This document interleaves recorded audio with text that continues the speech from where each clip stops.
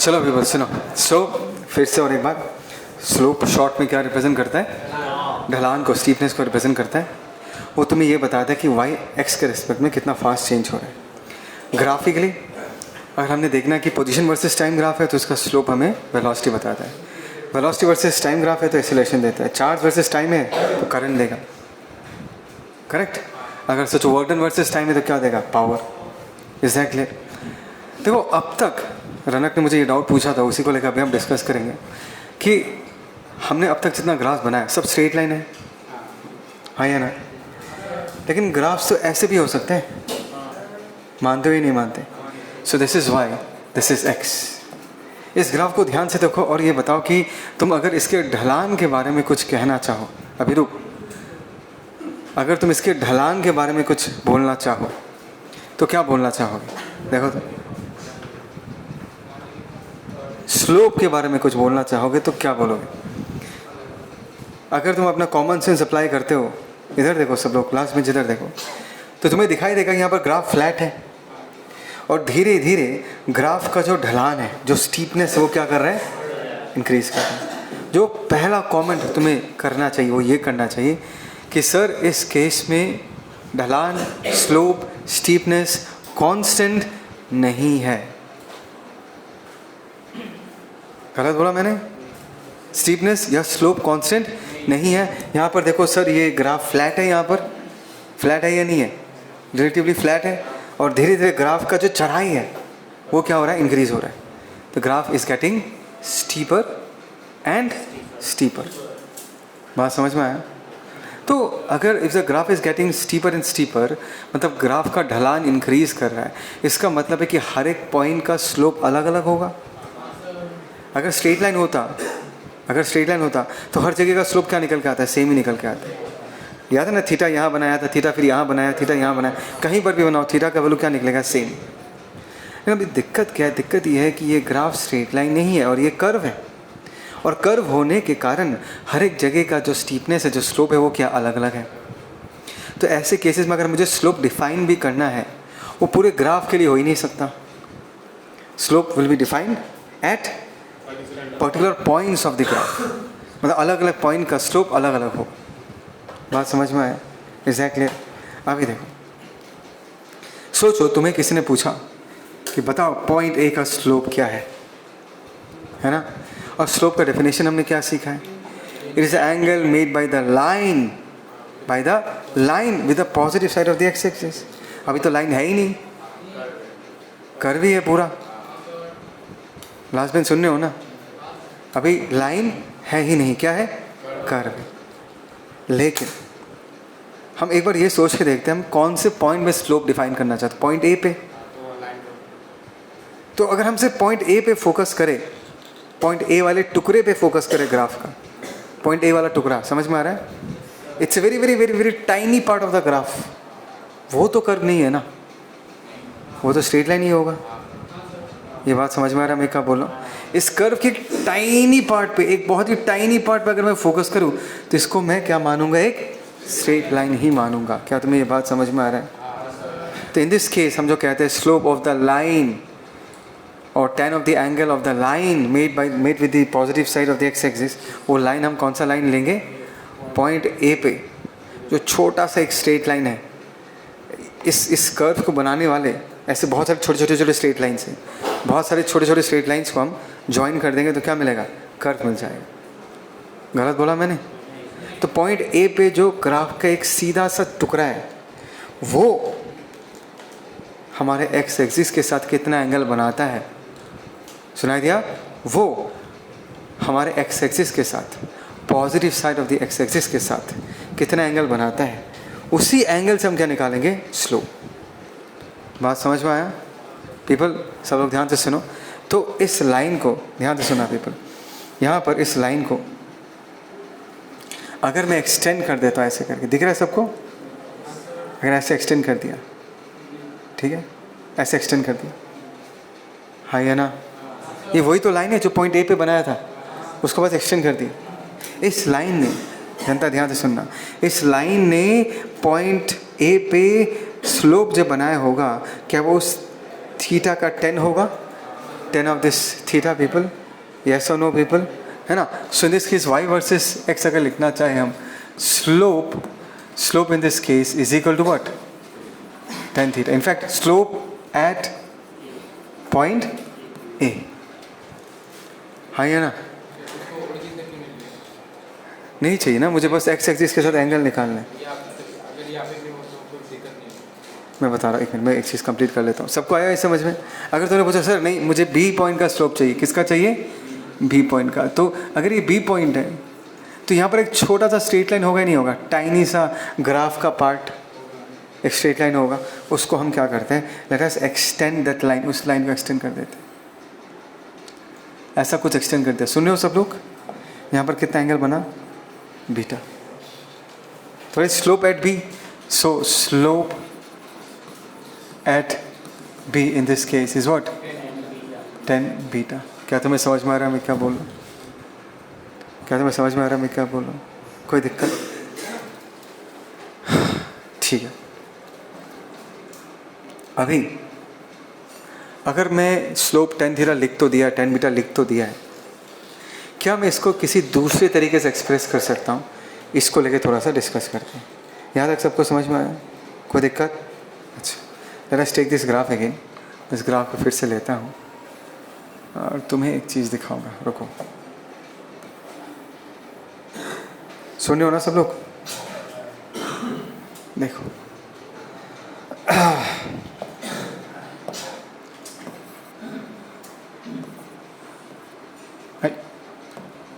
चलो फिर सब पॉइंट ए पे ही आ जाते हैं. सब लोग रेडी? ओके. पॉइंट ए कहाँ पर लोकेटेड है? एक्स में कितना चलना पड़ेगा पॉइंट ए तक पहुंचने के लिए? पॉइंट ए तक पहुंचने के लिए एक्स के अलोंग कितना चलना पड़ेगा? बोलो, एक्स के अलोंग कितना चलना पड़ेगा? लेट अस से एक्स के अलोंग हमें कितना चलना पड़ता है? एक्स. समझ में आया पीपल? ये जो छोटा सा टाइनी सा स्ट्रेट लाइन है, इस टाइनी से स्ट्रेट लाइन का पहला पार्ट ये एक्स. समझ रहे हो मैं क्या बोल रहा हूँ? ये डिस्टेंस x है और इसके कोरस्पॉन्डिंग, ध्यान से सुनना, इंपॉर्टेंट पार्ट है, इसके कोरस्पॉन्डिंग ये जो तुम्हें लाइन दिख रहा है, इस हाइट को क्या मैं y बुला सकता हूँ? कुछ तो बोलो. अच्छा, अगर ये x है, अगर ये x है, सो इसका जो दूसरा छोटा सा स्ट्रेट लाइन का जो दूसरा पार्ट होगा, ये वाला पार्ट दिख रहा है सबको? क्या मैं इस पोजीशन को बताना, लेकिन ना, क्या मैं इस पोजीशन को x प्लस डी एक्स कह सकता? सोच के देखो तो. ये जो टाइनी सा पार्ट है उसका एक पॉइंट यहाँ पर है, उसका दूसरा पॉइंट यहाँ पर है.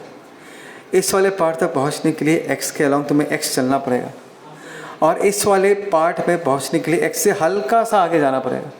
कितना आगे जाना पड़ेगा? dx. तो इस पॉइंट का जो हम कोऑर्डिनेट लिखना चाहेंगे वो क्या लिखेंगे? x plus dx. क्या तुम्हें ये बात समझ में आ रहा है मैं क्या बोल रहा हूँ? पक्का? अच्छा, अगर पॉइंट, अगर ये एक छोटा सा टाइनी सा स्ट्रेट लाइन का ये पॉइंट का हाइट अगर y है, तो इस वाले हाइट का y कोऑर्डिनेट बोलो क्या होगा? y plus d y. हल्का सा ऊपर जाना पड़ेगा हमें. बात समझ में आ रहा है? कोई दिक्कत? कोई दिक्कत किसी को? श्योर? मैंने कहा कि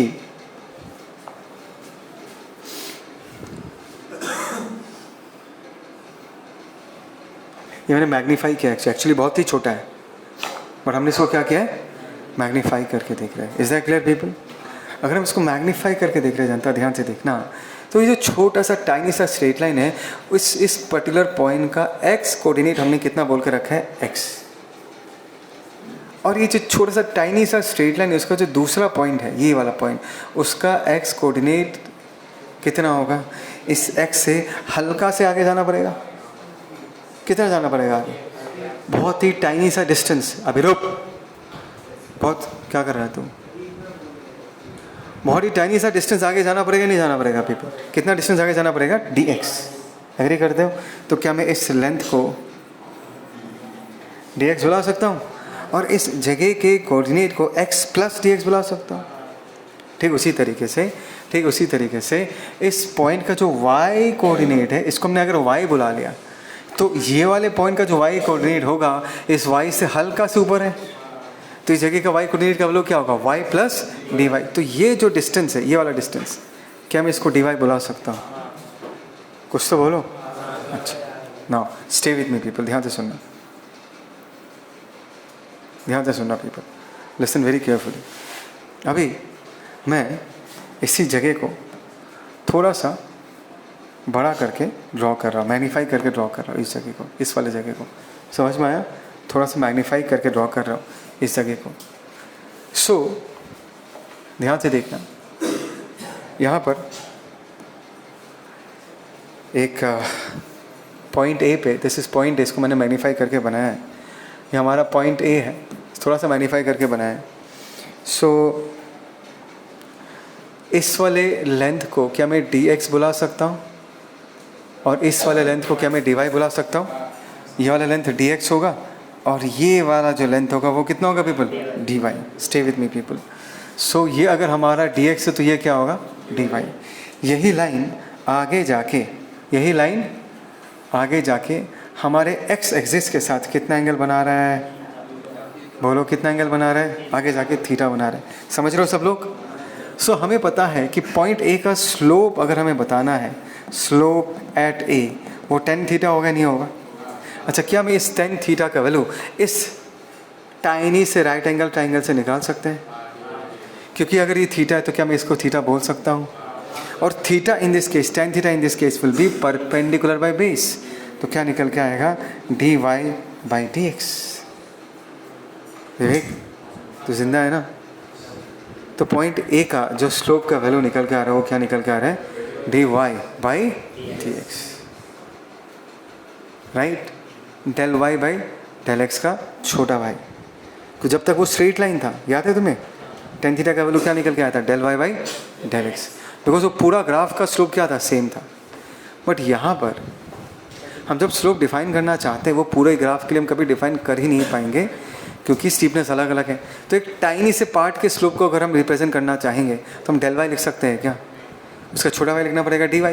डेल x लिख सकते हैं क्या? नहीं, हमने एक टाइनी सा पार्ट लिया है तो इसका कोरस्पॉन्डिंग टाइनी सा पार्ट क्या होगा? dx। समझ में आया?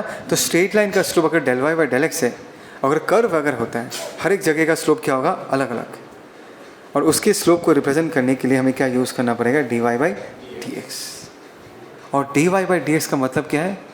Rate of change of y with respect to x at that moment, because dy by dx instantaneous value represent करता है। पूरे डिफरेंशिएशन में हमने तो यही सीखा है कि dy by dx हमेशा क्या रिप्रेजेंट करता है? At that instant, at that जगह, how fast y is changing with respect to what? x। अभी बात को समझो, अगर ग्राफ स्ट्रेट लाइन है ना तो y का बदलने का रेट हमेशा फिक्स्ड ही है, कांस्टेंट है। समझ में मैंने क्या बोला? अगर ग्राफ स्ट्रेट लाइन है, हर जगह पर ढलान क्या है? सेम है या नहीं है? तो y का बदलने का रेट क्या है? कांस्टेंट। लेकिन अगर ग्राफ कर्व है तो y का बदलने का रेट अलग अलग जगह पर, तनवीर सुन रहा है ना, अलग अलग जगह पर अलग अलग होगा। इसलिए हम इंस्टेंटेनियस वैल्यू को यूज़ करेंगे। किसको यूज़ करेंगे? किस वैल्यू को यूज़ करेंगे पीपल? इंस्टेंटेनियस वैल्यू को यूज़ करेंगे। समझ में आया? और इंस्टेंटेनियस रेट ऑफ चेंज को हम कैसे रिप्रेजेंट करते हैं? dy by dx। और अगर ये पोजीशन वर्सेस टाइम होता तो y की जगह पोजीशन होता, x की जगह टाइम होता, तो तुम्हें क्या मिलता? Rate of change of position. और कौन सा मिलता? वेलोसिटी। वेलोसिटी बोलने से नहीं होगा, इन दिस केस तुम्हें मिलता इंस्टेंटेनियस वेलोसिटी। अगर ये वेलोसिटी वर्सेस टाइम ग्राफ होता तो तुम्हें मिलता इंस्टेंटेनियस एक्सीलरेशन। क्या तुम्हें समझ में आ रहा है मैं क्या बोलूँ? Is that clear? पानी में